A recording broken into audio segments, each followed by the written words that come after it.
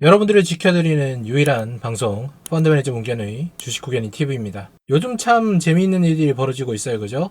최근에 구성 이야기도 상당히 많이 나오고 있고 세력지도 종목들 상당히 위험하다라고 말씀을 드리고 있는데, 제가 그러면서 주식 인플루언서들 절대 믿지 말라라고 말씀을 드렸죠. 그들은 제 입장에서 봤을 때 자기들은 전문가라고 이야기를 하지만 그냥 인플루언서 그 이상 그 이하도 아니다라고 말씀을 드렸었는데, 전날 이런 뉴스가 뜨더라고요. 젠백스 272억 원 BW 발행, 선대인 등 인수 이렇게 되어 있어요.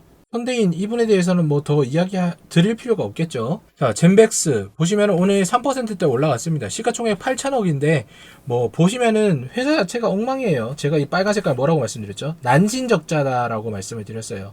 제약회사든 뭐든 간에 그런 것들 차지하고 적자나는 기업의 주식을 사는 것만큼 어리석은 일은 없다라고 말씀을 드렸었는데, 어쨌거나 이 기업에다가 200억 정도 투자를 한다라고 이야기를 합니다.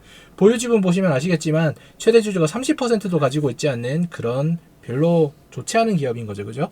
재무구조 볼 필요 없습니다. 어쨌거나 신주 인수권 부사채권 발행 결정을 했어요. 11회차 200억 이렇게 되어 있는데 표면 이자율 아예 없고 만기 이자율 3% 정도, 요거는 봐줄 수 있죠. 그런데 신주 대금의 납입 방법에 대용 납입이 되어 있습니다. 근데 이거를 뭘로 하겠다라는 건 아직까지 제가 찾지를 못했어요. 자, 선대인 씨와 김태현 씨가 100억씩 하겠다. 와, 100억 쉽지 않은 돈이죠. 그죠? 웬만한 사람들은 평생 만져보지도 못할 그런 자금이다.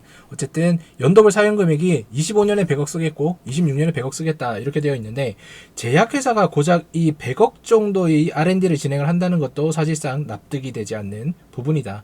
그러면은 어쨌거나 무언가를 하겠다라고 이야기를 하지만 저로서는 전혀 매력이 없는 회사 중에 하나라고 말씀을 드릴 수 있겠죠. 신규 발행 사채권 보시면 200억 포함해가지고 총 누계액이 493억입니다. 그리고 전환 행사가가 분명히 지금 주가보다는 상당히 높다는 거 알 수가 있는 거죠. 행사 가는 기간이 3월 25일에서부터 7월 16일까지 이렇게 진행이 되더라. 10회차 한번 봅시다. 10회차는 72억 원 정도예요. 그런데 여기 보시면은 롤코리아라는 곳에서 20억 정도 진행을 하고, 그 다음에 CNC5라는 곳에서 30억 정도 진행을 합니다. 그런데 선대인 씨와 김태현 씨는 무려 100억, 100억씩. 그리고 김태현 씨는 여기 보시면 1억까지 추가로 투자하는 모습을 볼 수가 있겠다. 어마어마한 자금이죠. 롤코리아의 최대 주주를 보니 넥스턴 바이오 사이언스다. 무조건 이거 지분 79%니까 얘들 거라고 보면 되는 거겠죠. 미래산업 최대주주 넥스턴 바이오 사이언스 주주 우선 공모 증자 참여를 했다라고 되어 있습니다. 세력지도 정말 오랜만에 나왔다. 그죠? 여기 보시면은 이 그룹들이 과거에 넥스턴 바이오를 인수하기 위해서 어떠한 그런 결탁을 했었고, 그 이후에 넥스턴 바이오가 미래산업을 이렇게 투자를 했다는 거 알 수가 있습니다.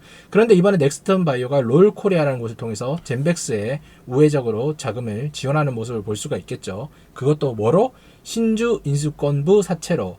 예전처럼 전환사채, 즉 CB를 갖다가 사용하는 거는 이제는 바뀌었어요. 왜냐면은 리피킹 조항이 변경이 되었기 때문에 주가가 떨어지면 떨어지는 대로 고정이 되는 것이 아니라 이제는 오르면은 다시 한번 오른 걸로 바꿔야 되기 때문이죠. 그래서 신주 인수권부 사채라는 것을 통해 가지고 만약에 발행가액을 고정시켜버리고 향후에 권리를 고정시켜버리는 거죠.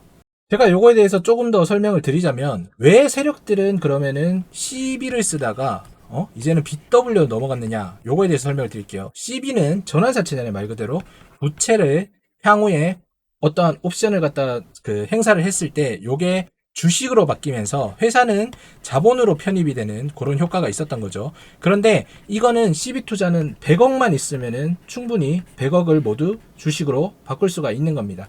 그런데 BW는 그렇지 않아요. 부채 만약에 100억을 납입을 한다고 칩시다. 선대인 씨가 넣은 100억이라고 치고요. 그리고 향후에 이거를 갖다가 주식을 받기 위해서는 이 100억에 해당되는 옵션을 행사하기 위해 자금을 추가로 투입을 해야 되는 거죠. 그렇기 때문에 자금이 거의 2배가 들어간다고 생각하시면 돼요. 그래서 과거에는 CB를 우선적으로 많이 썼었는데, 이 BW를 통해서라도 이제는 신주를 받을 수 있는 권리를 갖다가 확정시켜버리는 거죠. 앞에서 말씀을 드린 대로 CB 같은 경우는 이제 리픽싱 조항이 요게 바뀌었다고 말씀드렸죠. 주가가 오르면은 떨어진 것에서 고정됐던 것이 아니라 따라서 이렇게 올라가게 된다라고 말씀을 드렸던 거예요. 그런데 요 신주 인수권부 사채 BW 같은 경우에는 요 권리를 받게 되면은 여기 가격에 고정이 되는 효과가 있더라. 그리고 가장 중요한 건 뭡니까? 이런 뉴스 보고 야 저거 뭔가 있나 보다 따라 들어가는 개인 투자자들이 있을 거 아니에요. 근데 만약에 얘들은 이게 실패한다고 하더라도 요게 부채, 회사채기 때문에 아까 말씀드렸던 만기이자 3% 요것만 받고 그냥 원금 빼면 됩니다. 요 권리 행사는 안 해도 되는 거죠. 그러면 개인 투자자들만 주가에서 흔들리다가 날아가는 겁니다. 그죠? 정말 저는 아이러니한 부분이 요런 거예요. 2024년 10월 29일 선대인 라방 정리 이렇게 되어 있습니다. 꿈돌이님 블로그에서 제가 가져왔고요. 24년 10월 29일 얼마 되지 않았죠. 보시면은 엔캠에 대해서 이야기를 했어요. 20만원 이하는 중장기적 관점에서 상승여력이 있는 구간이라고 본다. 긍정적으로 얘기를 했습니다. 그런데 여기 보세요. 투자자 입장에서 여러모로 유리한 입장이 있대요. 아니 내가 빚을 내겠다.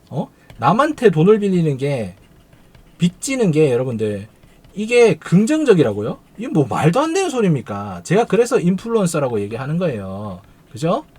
아니 타인에게 빚을 내는 거를 긍정적인 효과가 있다라고 얘기하는 거는 적절한 차입 레버리지를 쓸 경우에 그렇게 되는 거지. 이게 무슨 말도 안 되는. 제가 스터디 클럽을 운영하고 있지만 강의를 할 때 뭐라고 얘기하느냐. 1순위가 은행 차입이고요. 2순위가 유상증자 같은 주주에게 받는 부분인 거고 이런 회사채들 특히나 CB나 BW처럼 어떠한 파생 옵션이 붙은 것들은 무조건 주주에게 불리하다라고 얘기합니다. 그래서 이렇게 있는 회사들은 투자하지 말라라고 얘기하고 있고 실제로 대부분의 세력 지도에 있는 종목들이 이런 BWCB를 진행을 하고 있는 자본이 한계가 있는 기업이라는 거 여러분들 알고 계실 겁니다. 이런 것들 뭐 볼 필요도 없겠죠. 제가 또다시 한번 말씀드리지만 라이브 방송에서 이런 얘기도 해요. 여러분들이 무언가 전문적으로 어떠한 섹터에 대해서 알려고 하는 것 자체가 그거는 방향이 잘못된 거다. 2차 전지를 투자하는데 왜 3원계, 4원계 이런 것들이 필요해요? 전액, 리튬이엄 이런 것들 단가를 여러분들 왜 알고 있느냐고요. 그냥 2차 전지가 얼마나 사용이 될지 안 될지 국가의 정책적인 부분에만 초점을 맞추면 이건 답이 나오는 건데 모두 포커스가 이런 말도 안 되는 쪽에 되어 있으니까 나락으로 가 있는 게 아닌가라는 생각이 듭니다. 근데 이건 진짜 황당하지 않나요? 아니 그 방송에 나와가지고 A 동네가 좋다고 A 동네 홍보를 막 해주고 본인은 B 동네에 가서 산다? 이거 말이 안 되는 거 아닌가요? 부동산도 이렇게 하진 않는데 그죠? 이거는 정말 신기한 부분인 것 같습니다. 그러면은 자신이 엔캠에 대해서 긍정적으로 보고 있다는 회사에 200억 투자해야 되는 거 아닌가요? 지금 엔캠 전환사채 보세요. 2,500억 중에 1,700억 이상이 청약 미달이다라고 되어 있잖아요. 저라면은 제가 전문가라면은 만약에 이 200억을 신주 인수권부 사채나 투자를 한다라고 했으면은 엔캠부터 투자를 하겠습니다. 이게 맞는 게 아닐까요? 왜? 내 전문가로서의 그런 어떠한 그 도덕적인 부분도 분명히 존재를 하지 않을까요? 저라면 그럴 것 같은데 뭐 그분은 또 다른 것 같습니다. 어쨌거나 이 엔캠은 이제 관심이 없는 걸로 바뀌었다. 엔캠력지도 세력지도 보시면은 이런 식으로 중앙첨단 소재, 무슨 상지카일륨, 광무 이렇게 엮여 있다라고 말씀드렸잖아요. 아까 있었던 젠백스와의 연관관계는 여기 있는 카나리어 바이오와 연관이 있는 겁니다. 카나리어 바이오 타고 들어가다 보면은 다시 한번 아까 있었던 젠백스 그런 라인 쪽으로 나와요. 그래서 주식시장에서 550개 이상의 종목들이 아름아름 세력지도에 포함이 되었다고 제가 말씀을 드렸던 겁니다. 자, 인플루언서들이 얘기했었던 주식 금량 지금 29,000원대까지 떨어졌죠. 답 없죠.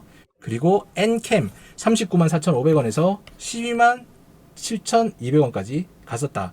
이런 관련된 내용을 알고 싶으신 분들은 주식 후견인 엔캠, 주식 후견인 뭐 아까 금량 이런 거 쳐보시면은 영상이 수도 없이 있다. 그리고 젠백스 앤 카일 요 부분에 최근에 어떠한 시세가 있었는데 지금 요렇게 N자를 그리면서 추가적으로 상승하려고 하는 모습 보이고 있습니다. 기술적으로 보면은 여기 있는 고점까지 가려는 시도가 분명히 있겠죠. 그렇기 때문에 여기에 인플루언서가 투자를 했다는 거를 공시를 낸 게 아닌가라는 생각이 들어요. 왜냐?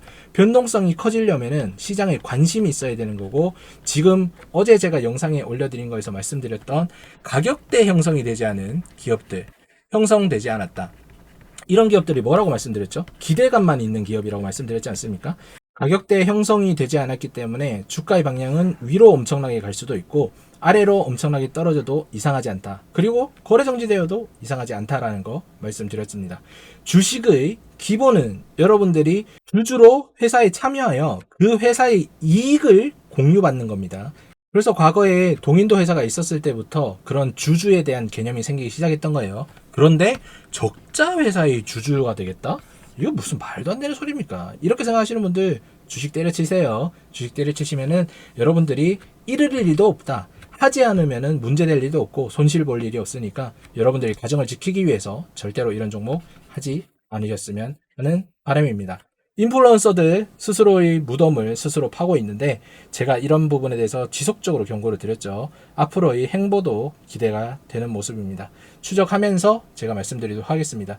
여러분들 확실하게 투자하시려면은 이런 거 하지 마시고 구독, 좋아요 눌러주신 다음에 저희 영상을 추적 한번 해보시면은 정말 다른 결과로 마무리 지을 수 있다는 거 다시 한번 말씀드리고 싶습니다.